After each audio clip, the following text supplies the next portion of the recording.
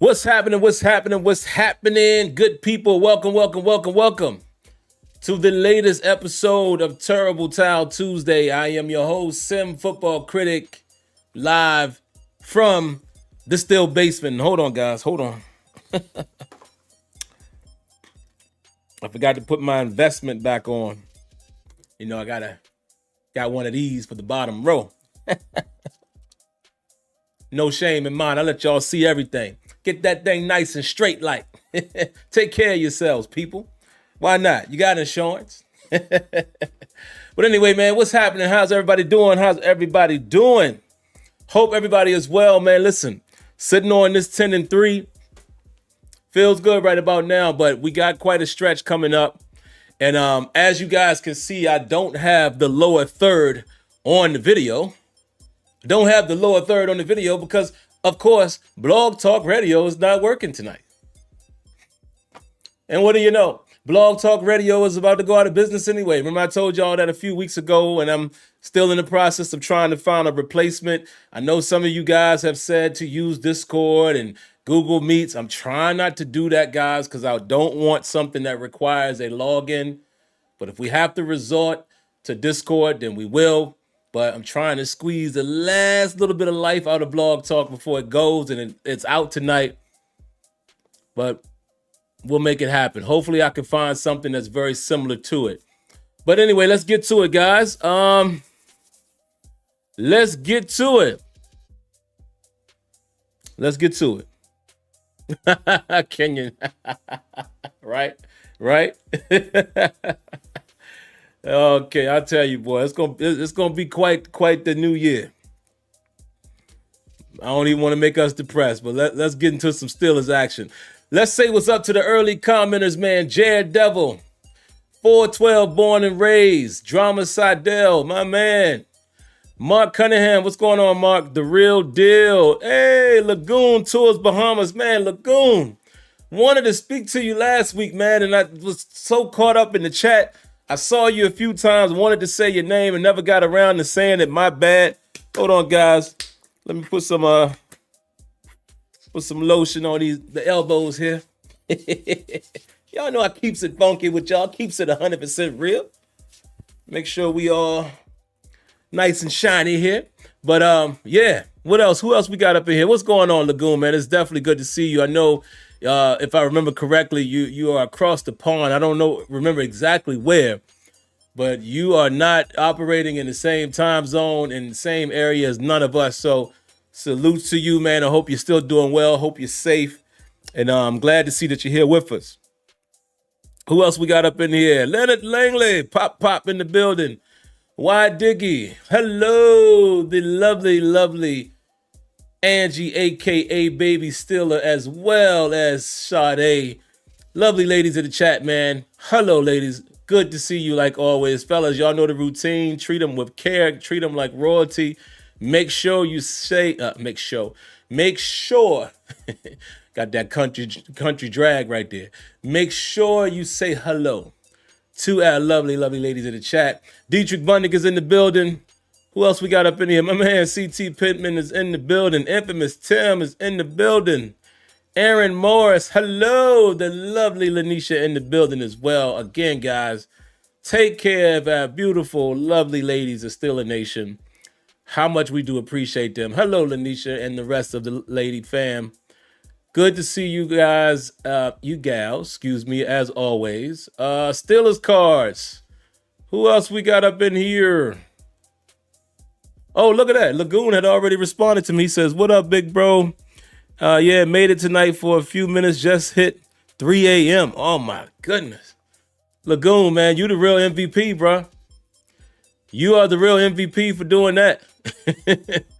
Man, good to see you. And like I said, man, stay safe out there. Keep grinding. Do your thing. And we miss you. We definitely miss you. No question about it. Elisa Shepard, hello. Another one of our lady faithful, man. Appreciate you. Hello, Elisa. Hope you're doing well tonight as well. Antoine Hill, Brent Fox, my man. Who else? Mr. Fleetwood in the building. Who else we got up in here? My good brother Kenyon in the building, of course. Andre Romero, Will I Am, and we'll stop it right about there. Oh, my bad. Joshua Shields, my man as well. All right, guys. So like I said, Blog Talk Radio is not working tonight, so no phone calls. I don't have much to get into tonight. I'm just going to give you a quick few things that we got from Tomlin. I'll kind of re-talk about the game a little bit, just kind of recapping what I already talked about on Sunday. I think I've gotten a lot better with the knee-jerk reactions where I don't have much more to add on a Tuesday, being as that I have not watched the full All-22 yet. My good people, extended family, will be bringing you footage this week for both games. Because I definitely got a few plays that I want us to take a look at from Cincinnati. But we'll also take a look at some of these plays from the Browns. I will get that to you guys this week. Take that to the bank. I will get that to you because I was late on that. Also, what else? Anything else before we dive in? I think that's about it. We'll talk preliminarily about Philly. So let's get into it. But I'm going to depend heavily on you guys tonight, man, since we do not have the phone. Hold on, guys. What happened? What happened to my good brother Kenyon?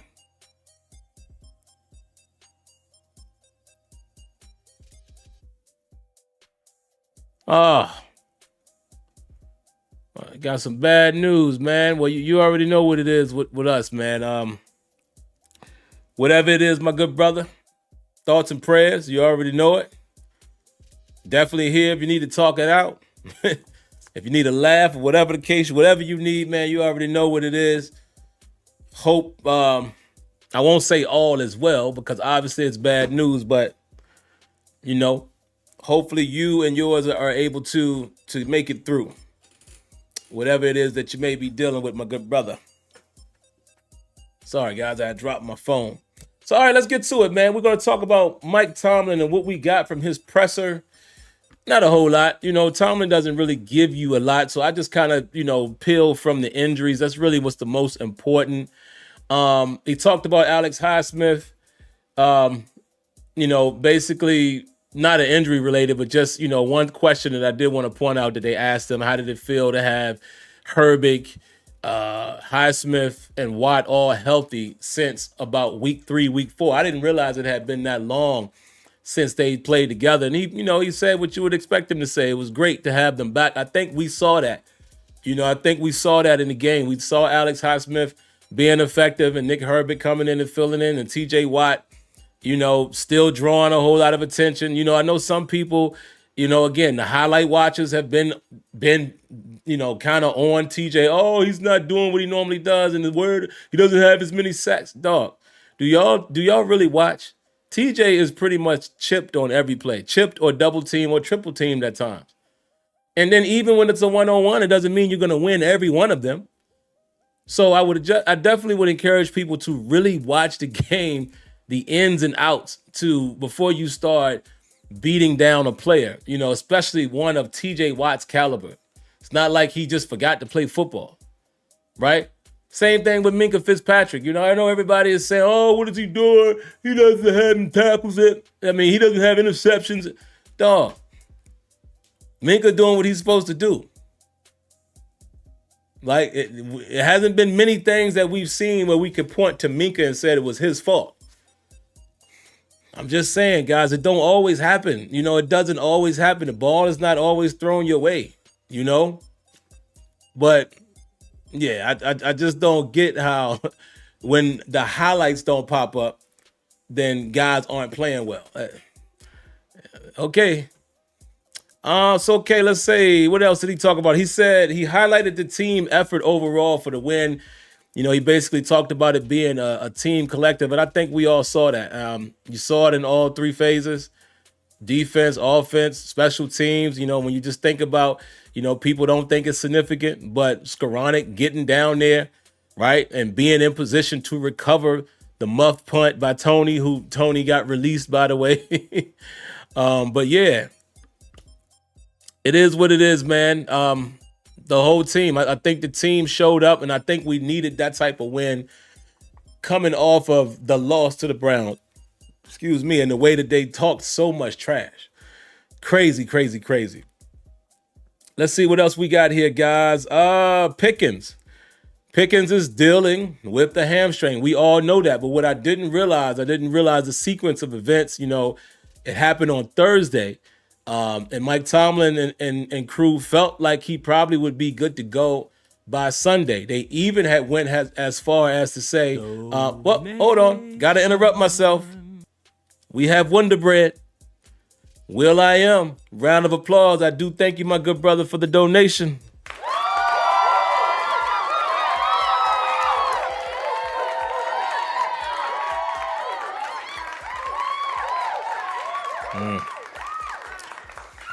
Tough question. He says, before you get into the nitty gritty, how do you feel about us pulling out the win without George Pickens? He says, I'm worried. Should I be? I have other concerns, and I'm going to talk about it a bit later in the show, but I am concerned without having George Pickens and his big play ability. We kind of saw that in this game.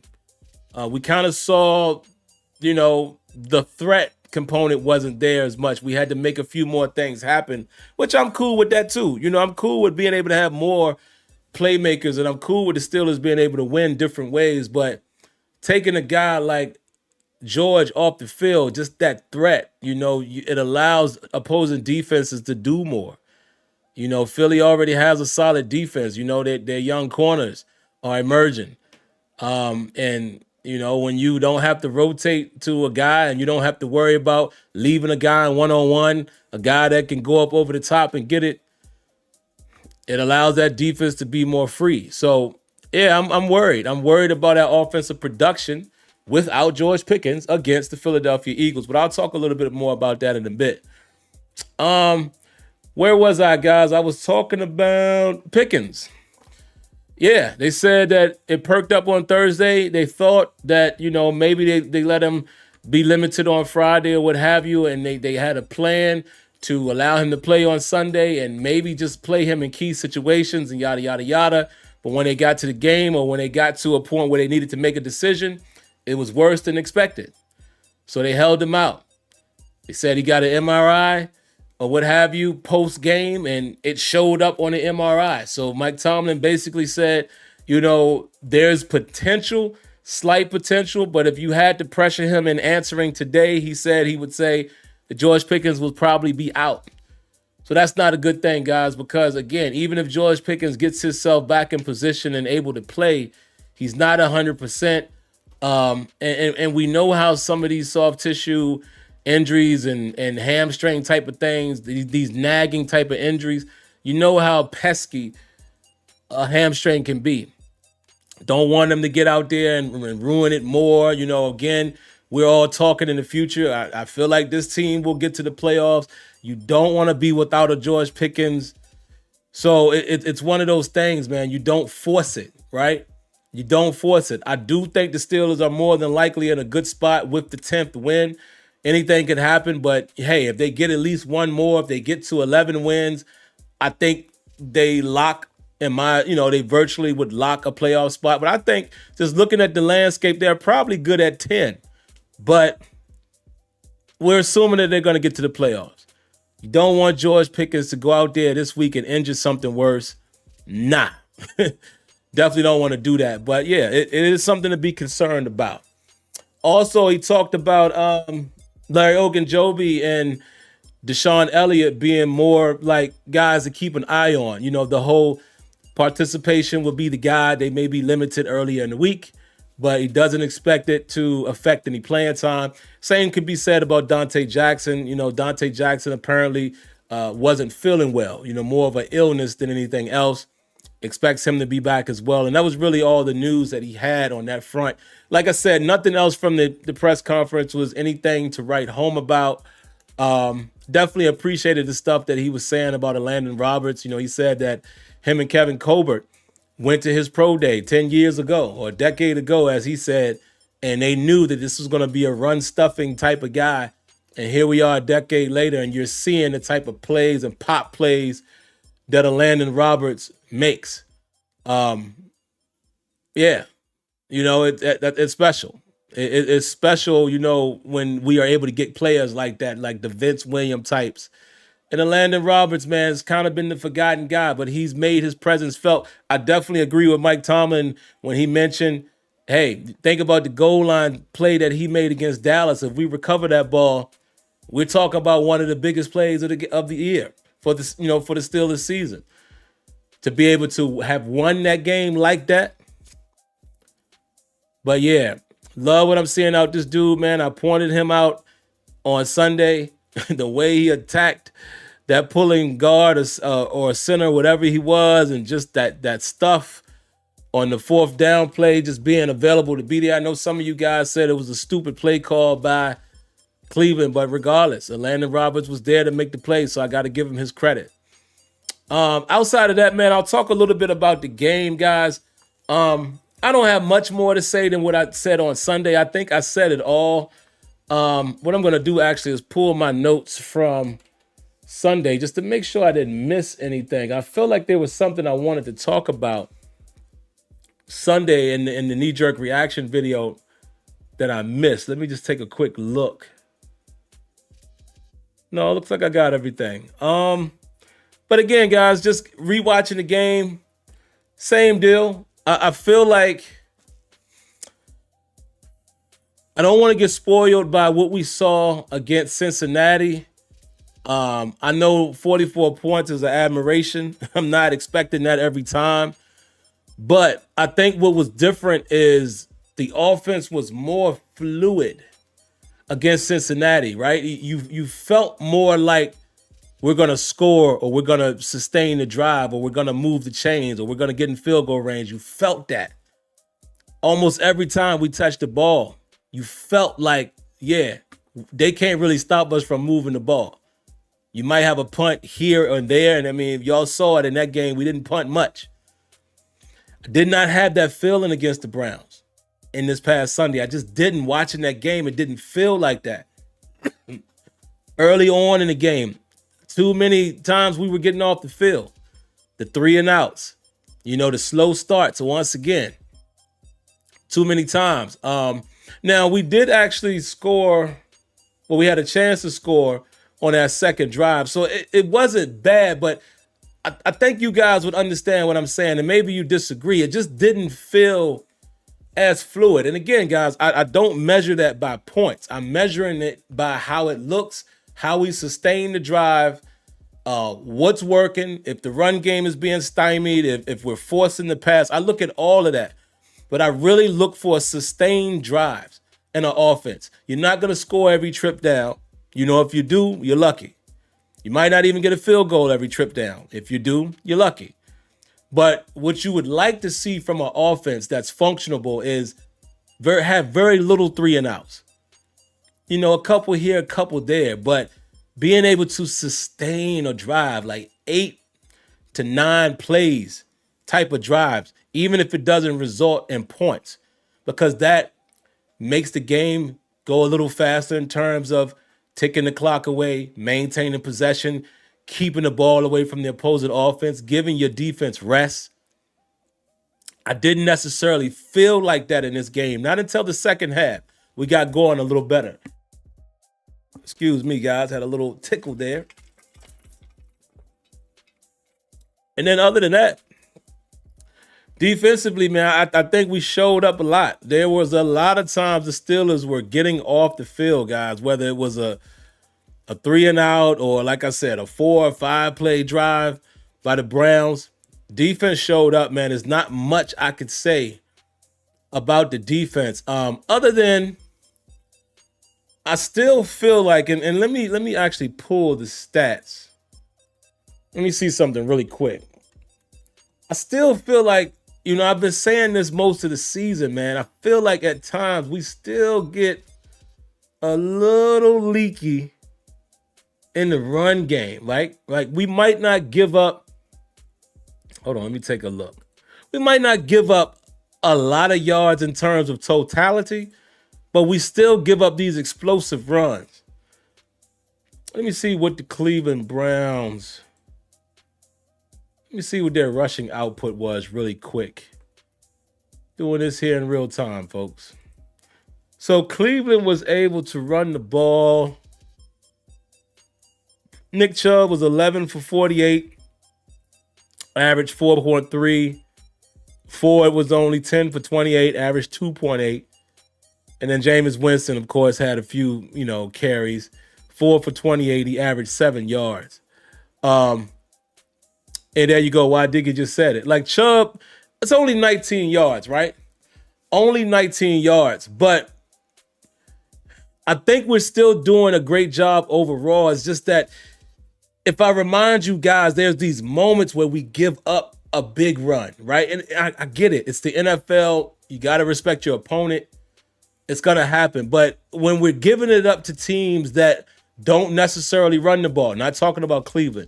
You remember back when we played the Giants, and the kid Tracy Jr. ran the ball crazy on us, had a long touchdown run. Chase Brown had his longest run in against, of the season against us. Had a play that he rushed for like 16, 17 yards or so. And then right after that, a 41-yard run. And it's like, we have these moments in the run defense that scare me because looking ahead, we can't do that with Saquon, bro. We can't allow Saquon to get going. Saquon is the type of cat that can house it anytime he gets to that second, third level. So it scares me a little bit. But also I will say this, coming into the weekend, I don't know where we finished after this game, but the Steelers were 4th against the run defense. So I don't want to make it sound like I'm trying to make us perfect. I just see these moments where sometimes we get a little leaky. And again, it's the NFL. Guys are going to get runs off, but I'm just concerned about that when you're facing teams or facing a back that could really make you pay for it. And I guess that's what my point would be. But other than that, man, I think our defense played great in the game, man. I mean, you get turnovers, you get sacks, not much more we could have done. Let me see. Was there anything else that I had?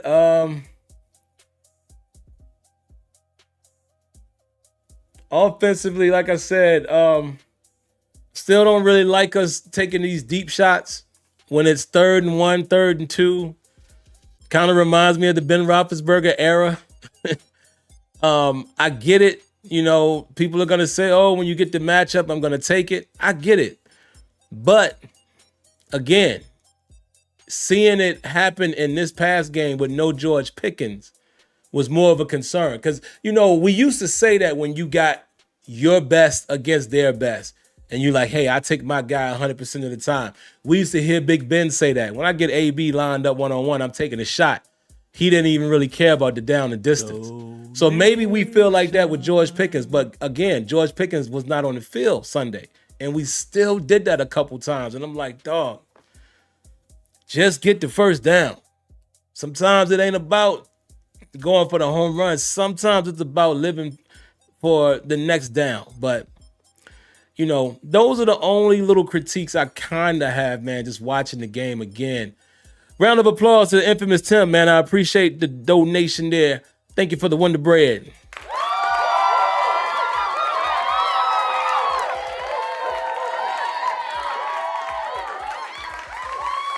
Infamous Tim says, double team AJ, put number 24 on Devontae Smith, and then we just focus on 26. I mean, that sounds like a very optimistic game plan, man, but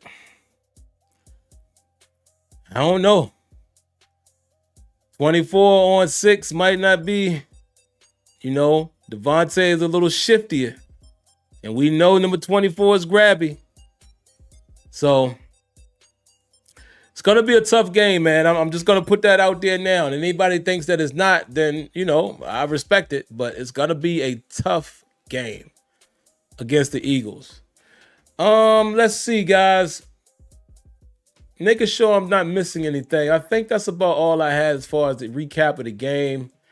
like I said, man, defense played well. You know, you hold the NFL team to 14 points. You can't be mad at that. You get turnovers as well as, you know, you get turnovers as well as being able to get your sacks. I mean, what else can you ask for your defense? You get sacks, you get turnovers, and you hold the team to 14. That's big. Why Diggy says, I agree about going deep on third and short, but also we got to tell Arthur Smith to stop with the toss to Najee and limit Cordero Patterson's touches. Lord have mercy. Yes, yes, yes. Guys, I said it when I brought him into the office.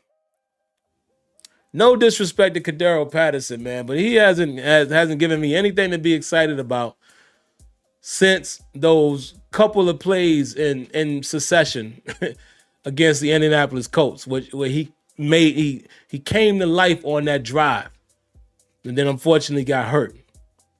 Ever since then, I'm just not I don't like when I see him in the backfield, man, because I feel like I know what's coming.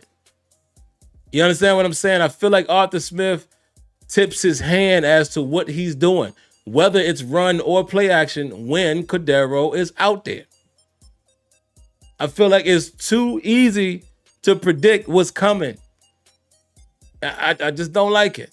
And you running these tosses. Listen, I guess Arthur Smith has confidence in our young offensive linemen and Frazier and McCormick and Broderick Jones, who's been doing good, man, against the run game. But I don't know, man. It's becoming one of those plays where it's regular enough for a team to know, you know, when they see it, they just hit it hard. You're not catching them by surprise. Now, sometimes we popped a decent run off of it. Najee even had a touchdown off of a toss early in the year. Remember that with the nice block from Pat Freiermuth? But I don't think it's going to be successful more than it's not successful, just because of the type of back that you're running it with. If you're going to keep doing that, I would say only do it to Jaylen Warren, because Jaylen Warren is going to make a quick decision. He's going to cut back if he has to, and I think he's going to be better suited to run those plays. Not Najee, not Cordero Patterson. Now, that's just my opinion. Just my opinion. But I could not agree with you more, Why Diggy.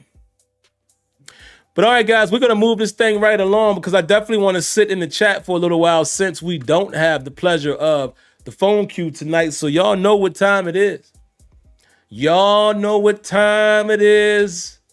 That point of the show where we recognize some key moments or some things that made you proud or some things that you would tip your hat to. And we'll get to it in just a moment because we have more Wonder Bread. Shout outs to Stillberg. Thank you for the donation.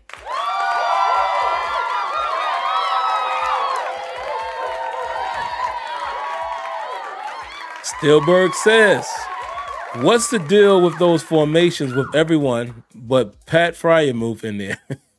Seems like it helps the defense. This is what I'm saying, man. And like I've been telling you guys, I don't dislike Arthur Smith's offense. I think Arthur Smith has tools in his tool bag. I just think there's a few tools that he's too fond of. Some of them he's just too fond of. But he does have a lot to offer. Like he can be multiple when he wants to and throw these different formations and throw some 11 personnel out there, throw different personnel out there. You've seen throughout the season, there's times where he has plays that formation and looks like the same play, but he runs different things off of it. He has some tools, but sometimes he gets lazy and he just wants to use the Swiss Army knife. He wants to use this one tool for everything. And I'm like, no, stop doing that. And like you said, that formation where he's got Pruitt out there and Washington, and Connor Haywood, like, dog, what is going on? Yeah, I don't know. But thank you for the Wonder Bread. But all right, guys, without further ado, it is time for the Big Head Mo. It got stuck. Let's try it again. big hat moment. The big hat moment. The big hat moment. Got a few, and I'll be brief with them. First one that I have is kind of an honorable mention. Some of you guys might not feel as deserving of a big hat moment, but hey, I'm going to throw it in there because I think a lot of people played great. So the first person that's going to get a tip of the big hat is one Elandon Roberts. It was definitely a big hat moment on that 4th and 1. So that's why I'm giving it to him. But just his overall style of play and the times in which he was in the game, he was impactful. Like I said, blowing up the number 55 for Cleveland and kind of disrupting that play. There was a run play to the left side of the offense with Ford and Elandon Roberts knocking this dude down to his butt. Beautiful. Disrupted the whole play. And then again, what an excellent tackle. Way to shoot the gap on that 4th and 1 to get the Cleveland Browns up off the field. So for that, sir, you deserve a tip of the big hat. Next up, the next recipient of the big hat moment has to go to one Desean Elliot. Now, some people might not really recall the one particular thing that he did that would make you say, oh, that's a big hat moment. It's not one particular thing. It's the collective. You guys realize that he had 13 total tackles? Led the team in tackles. Had a nice pass breakup as well. We could argue whether it was his fault when he gave up the late touchdown to Njoku. It's fair. But overall, he's played well, man, and that's why I put him as the thumbnail and as the title of this show. Desean Elliott has been worth every penny. This guy has done exactly what we needed him to do. This is what we envisioned with a strong safety alongside Minkah Fitzpatrick. This is what we envisioned. A guy that's all over the field, making tackles, flying all around, making some PBUs, and allowing Minkah to play free and roam, not have to keep Minkah so close to the box. This is it. So I have to give a tip of the big hat, not only to Desean Elliott, but Mike Tomlin, Omar Khan, Andy Weidel, and whoever else may have been a part of getting Desean Elliott to sign with the Pittsburgh Steelers. The Pittsburgh Steelers, because this guy has been as advertised. And this dude seems to be a sure tackler. I'm not even concerned when I see him going for a tackle. Desean Elliott, keep balling. Tip of the big hat to you, my brother. Next, we're going to get into some of the nitty gritty here. The next recipient of the big hat moment, Cam Hayward. It's going to be short and brief because, again, some of you guys are just highlight watchers. Y'all are not going to understand why I'm saying that. I encourage you to watch the games over and just watch Cam Hayward. 2 sacks in this game, but this dude is a constant disruptor. And the reason why he's getting the big hat moment is he's doing it at 35 years of age. Proving all of us wrong. And I say all of us because some of us probably agree, don't want to re-sign him at that price point. I was one saying I would love to keep Cam Hayward. Cam Hayward is one of my favorite Steelers. One of my favorite Steelers of all time. I wanted to keep this kid. I'm calling him kid. But I wanted to keep Cam. But I just was like, oh, that's a lot to pay. Does he still have it left in the tank? And this dude is making all of us shut up. He is giving us the big old shut up. I ain't going to say it, but y'all know what I'm trying to say. Shut up. And for that, sir,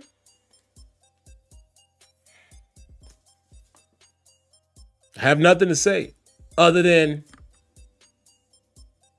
tip of the big hat to Mr. Cam Hayward. Got a few more. And this one might surprise a few of y'all only because, again, you look at stats. But the next recipient of the big head moment, one Russell Wilson. Now, some of y'all probably are saying, Sim, you crazy. And this is the reason why y'all are saying I'm crazy. Let me tell y'all why y'all going to say that. Russell Wilson's numbers, 15 of 26, 158 yards, 2 touchdowns. So I know y'all are saying, what is he getting the big hat moment for? I mean, last week you understand that the dude throws for over 400 plus yards, 3 touchdowns. But it's the way this guy is playing. Russell Wilson continues to surprise me. Let me explain. Y'all know my fandom for Russell Wilson. I've been a huge fan of his career, but what had I been saying?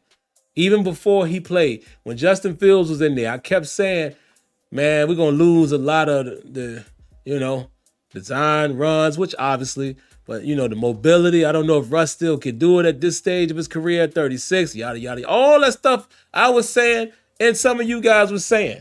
Even though I did think it was worth giving it a shot because that was their intention. And he's done nothing but prove it wrong. Now, part of this goes to Arthur Smith because you're keeping Russell on the move. But Russell, do y'all see how he's bailing the pocket? Like, it's intentional. When it breaks down, it's almost like he goes into a mini sprint and gets to where he can see more time and bind, whoop, quick throw. He did it against Cincinnati where he found Freiermuth in the end zone, and I'd be darned if he didn't do it again. And that was one of the craziest throws that he made. Short throw, some would say, but the reason why it was so crazy, that touchdown to Freiermuth, looks off the safety, looks to his left, snaps back to the right, and puts that ball in a spot where only Freiermuth is going to get it. This is the reason why I'm giving Mr. Russell Wilson, Mr. Danger Russ, a tip of the big hat. Because if this guy keeps playing like that, even though the numbers are not gaudy, if Russell Wilson continues to make plays like that in clutch and key situations, the sky could possibly be the limit. Can't believe I'm saying that. But I cannot count us out in any situation if we're getting quarterback play like that. Tip of the big hat, man, to Russell Wilson. 2 more. The next recipient of the, you know what it's called, big head moment. This one I can't believe. As y'all know, I've been up and down with this guy. I've been rough on him in his career. Gotta give it to him because it came at a pivotal moment. James Pierre. Way to make a play when you need to make a play. Now, granted, Jameis kind of overthrew the ball, but hey, it is your job to be in close proximity as a DB, and it's also your job to bring the bunnies in, the bunnies, the layups. He caught it. So I give him a small big hat moment because it was a key moment of the game. Tip of the big hat essentially destroyed their chances. Shout outs to James Pierre. Tip of the big hat, sir. And last but not least, gotta save the best, in my opinion, for last because it was just incredible. Did not think I would see this. But the last recipient of the big head moment, Keanu Benton. Need I say anything? What a spark that created for the game. But you're just not expecting Keanu Benton to get an interception. But like I said, to me, it was one of the biggest moments of the game because shift the tide. Tide started to shift once that happened. Momentum started to kick in. If I'm not mistaken, we scored off of that turnover. And that got us going. That got us going a little bit. But what a play by a D tackle, a young D tackle at that, to recognize, screen. Oh, not only is it a screen, let me run over there and get under it. Oh, let me look at the quarterback. Oh, he's about to throw it. Oh, let me make a bobble catch. Oh, and let me get some yak. What a play. What a play by Keanu Benton. Again, got to pat myself on the back a little bit because I've been saying for the last few weeks, hey, this dude is starting to do stuff in every game. It might not jump off the screen, but if you're paying attention, he's making some key plays. Most of you guys would remember this, the tackle that he made on Jaden Daniels. That could have went big. For the last few weeks, Benton has been making these little incremental plays that have been significant, and it couldn't get no bigger than that. So for that, Keanu Benton, a tip of the big hat. And that concludes today's session of the Big Hat Moment. And we back. Hope you guys enjoyed it, man. And of course, hey, maybe what we can start doing too, man, to make it a little more inclusive, maybe some of you guys can nominate. Maybe you guys can nominate some people for the Big Hat Moment. And we'll see if they line up with mine. And maybe I forgot a few people, and I'll be happy to do that. But I try to mix it up, man. I try not to make it so obvious. I really try to give it to guys who made an impact, you know, a big moment of the game. And that's where I came up with that list. So I hope you guys enjoyed it. I hope you enjoyed each and every week, man. Just trying to bring you guys some content that's fun and, you know, that we can laugh and talk about. Wow, it's 43 minutes in. How did I do that without phone calls? I don't know. But now let's spend some time in the chat, man. What y'all got? We'll spend a little bit of time in here. Anything y'all want to say? Anything you want to say? I will read it and I will comment on it. Let's see what y'all got. I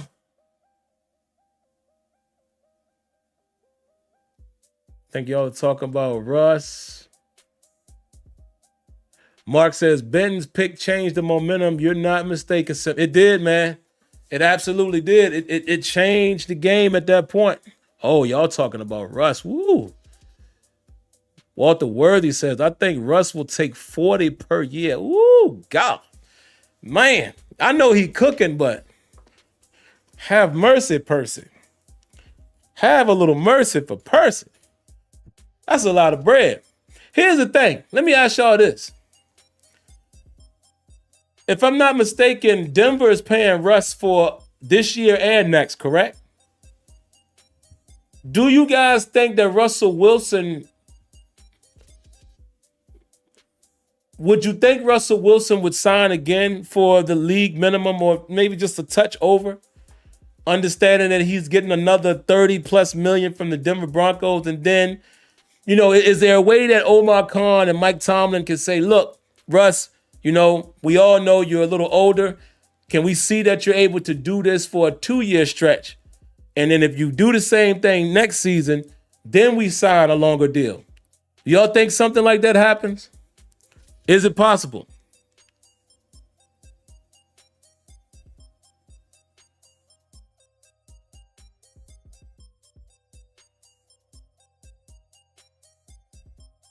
Because I think he's getting paid twice. I think Denver is paying him next year also.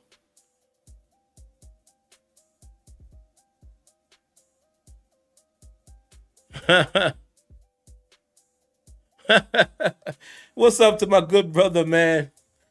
Sim Gaming Network. He's not a Steelers fan. He says, but since no Madden or college football content I have to support somehow. It'll come back, man. And you're not the only one. My good brother here, CT Pittman, man, he's been asking too, when am I coming back with some good old CFB? Soon, man. Y'all know my schedule has just been crazy, man. With, my son's basketball practices is 4 days a week. And every weekend, they're not doing AAU tournaments anymore, but the school league started last weekend. So it picks up this weekend and the next and the next. And it's just had a lot. I just haven't had a lot of time to sit here in front of the camera and stream or do a face cam. But I plan to get back to it, man. I'm going to try to find some time to get some content out there because I know some of you guys are here for that as well, especially my guy, Sim Gaming Network. Any of you guys, man, that are playing Madden, playing college football, and you're looking for, sliders that completely change the game and give you the best possible experience that you can juice out of those games, check him out. Because, what he does with the sliders is just a totally different approach. I'm not going to spill all his sauce. It's out there to the public, so I can at least say, the way he approaches it through things like penalty and auto sub is unlike anybody else. And the results that you get are just out of this world, man. So he's one of them. He's one of them that puts the time in and, gets the results. Let's see what else y'all got. Dominic Scully says Russ is only getting paid this year. Oh, only this year. I thought it was 2 years. So, okay, if it's only this year, then okay, I got you. Oh, wait, but Kenya said he already had. Yeah, so somebody confirmed that. I thought Russell was being paid this season and next. I thought it was this season and next. I thought that the Broncos had heavy dead money charge for both this season and next. And I thought Russ was getting paid like 30-something million this year and 30-something next. I could be wrong. So the scenario that I painted is if he's getting paid next season as well from Denver, is there a scenario where Tomlin and Khan can say, look, we know you outperformed what we thought, this season. We just want to see if you can maintain that. Oh, hold on. Is my sound gone? Oh, there it is. We just want to make sure you can maintain that for another season before we do a long-term deal. I don't know. Somebody said no, just this year. Okay. Well, if that's the case, they're going to have to pay him.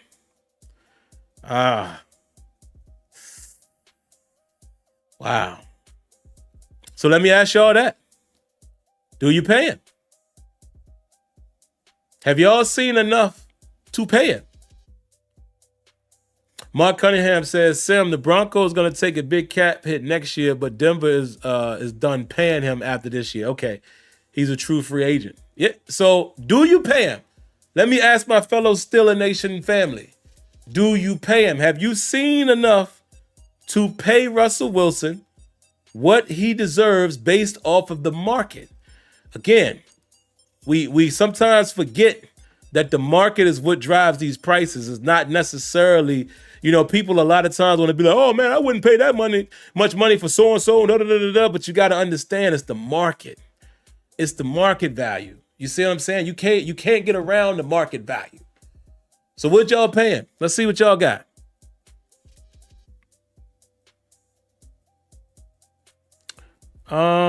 Walter says yes.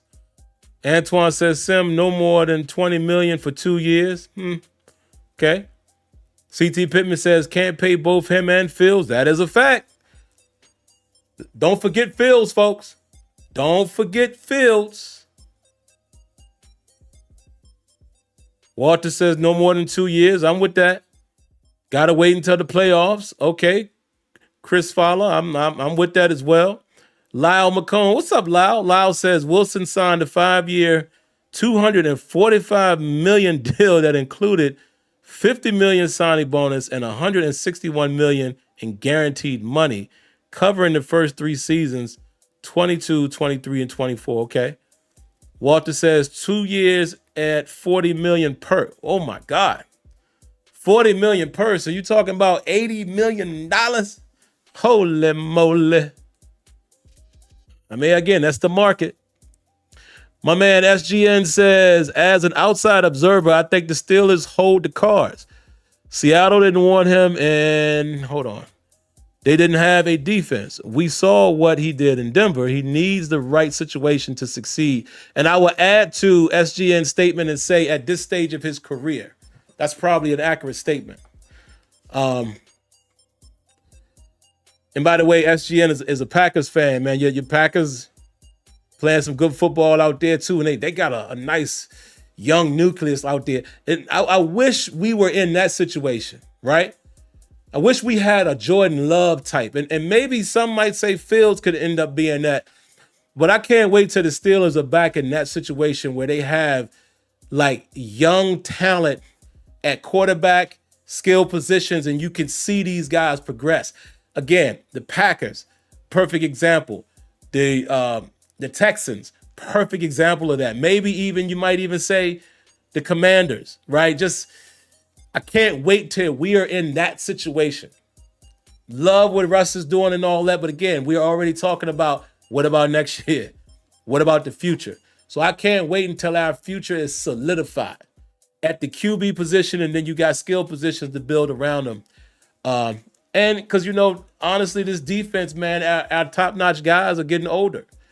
When you think about a TJ, obviously a Cam, and even Minka. So definitely thinking about the future. All right, so what else y'all got, man? Give me a few more things to hit on before I step away.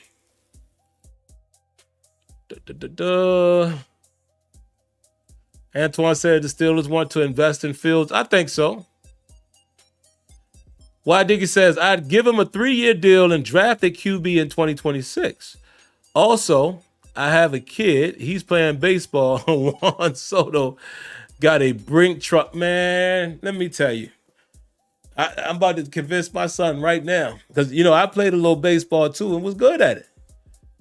Man, them baseball contracts is just silly Billy. Silly Billy. What else y'all got? Kenya says Najee, Larry O won't be back, so the Steelers can pull off the you say they can pull off the double. Okay, I got you. Yep. Dang, man, that's another question, man. See, Kenyon has probably made his declaration right there. Let me ask y'all that. Is there any chance that the Steelers re-sign Najee? If they don't re-sign him, do they franchise tag him? Do they pull the Le'Veon Bell? I kind of want Najee to stay, man. I do. I kind of like what he does for the Steelers. Not so sure Najee is the same away from Pittsburgh. Not saying that he's not capable talent-wise. I'm just curious how some teams would use him. Like Najee would have to go to a team like, I hate to say it, like the Browns. After seeing Derrick Henry, perhaps even the Ravens, but I don't think he's as successful with a Ravens team. He'd have to go somewhere like that. A grinded out type of team, He might even fit, I don't know, I was going to say he might even fit somewhere like the Texans, but kind of seeing how they use Joe Mixon.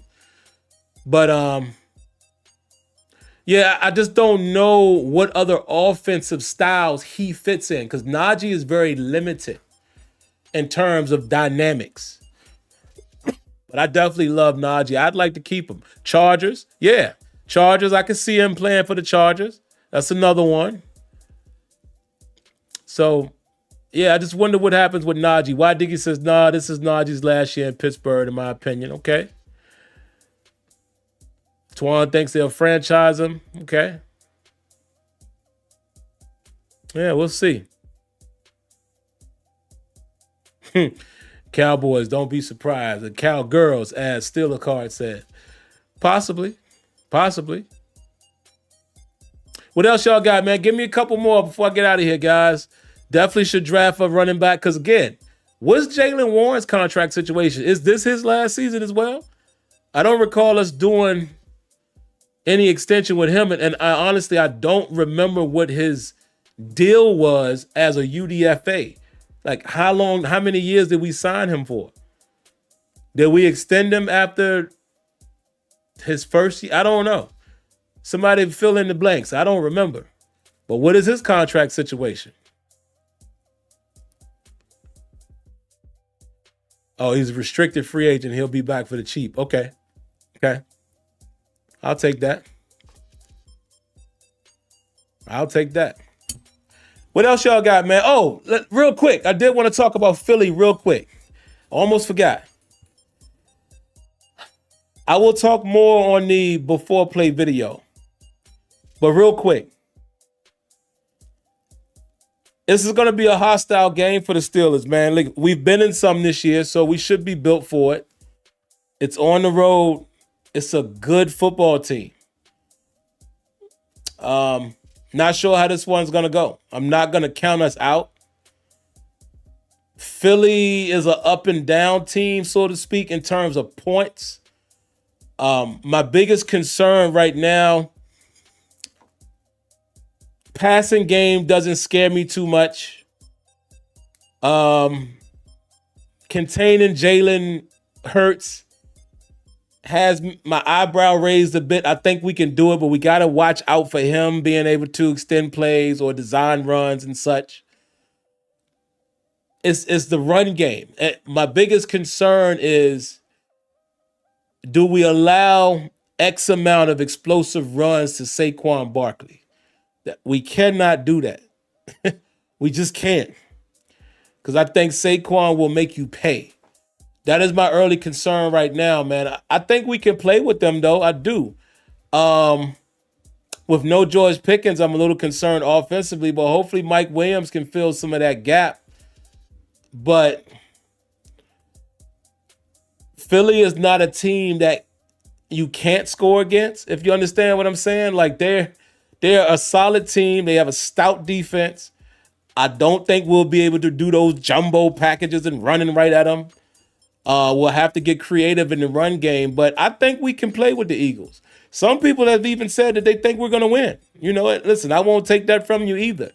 But I do think it's going to be a very tough game for us to win, considering the circumstances of not having the biggest threat on offense and potentially, and you know they're going to try to get Saquon the ball, and they're creative guys. They run screens. Philly runs a lot of plays that have given the Steelers problems. They'll spread it out and run with Saquon. They'll run misdirection. But like I said, they run screens and such. And that kind of concerns me because, again, if we're being honest, our defense is playing well, but our defense has given up a lot of explosion. And that makes me nervous against this team. I'm not going to call whether we win or lose. I'm definitely not going to do that. I'll give a little more assessment in the before play video, but that's my early thought right now. Concerned with the run game, how we contain Saquon in particular. And if we dedicate too much to him, do we give up a big play action? Can we contain A.J. Brown in a one-on-one? You know, we seen what he did to us before. I know it was a couple years ago, but, you know, how do we play the back end? Are we going to double somebody, or do we have Joy? Almost called him his name. He hasn't earned it yet. Does number 24 travel? And if so, do they get him in trouble from a penalty standpoint? I have a lot of questions. But on paper and from what I've seen with the eye test, I do think we're capable of playing with anybody. I think we can play with Philly, potentially win, but this one's got me a little shaky. I'm just going to be honest as I sit here today. But that's all I got, man. I'm going to go ahead and put a bow on this one, guys. You know, the routine, if you haven't already, make sure you... Oh, hold on. We got Wonder Bread. Round of applause to my good brother, Y Diggy. Appreciate the donation.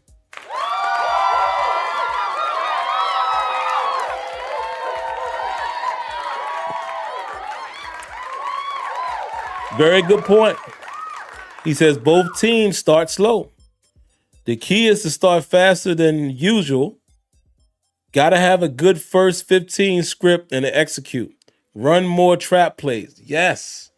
Yes. Trap, power. You cannot just run straight up against the Eagles. I mean, that Georgia front. I mean, you can't, all them Georgia boys, you just can't run right head on into them. They just too big and too athletic. And I hope our offensive line will be up for the challenge. But excellent point by my man. Why Diggy there. I do not disagree, not one bit. But let's get back to it, guys. If you haven't already, make sure you hit that like button. Subscribe to the channel. Turn on that notification bell. One other thing, I just need you to share the stream. Share it. If you like it, share it. Share it is caring. Sharing is caring. Share it out to others. But also, I always leave you guys with this. Stay safe. Stay healthy. God bless. Good night. Like always, I thank each and every one of you for tuning in. And I shall definitely catch you in the next one, which should be Friday or Saturday. I'm not sure yet, but that's when I will be doing the before play, and I'll actually do it as a stream. All right?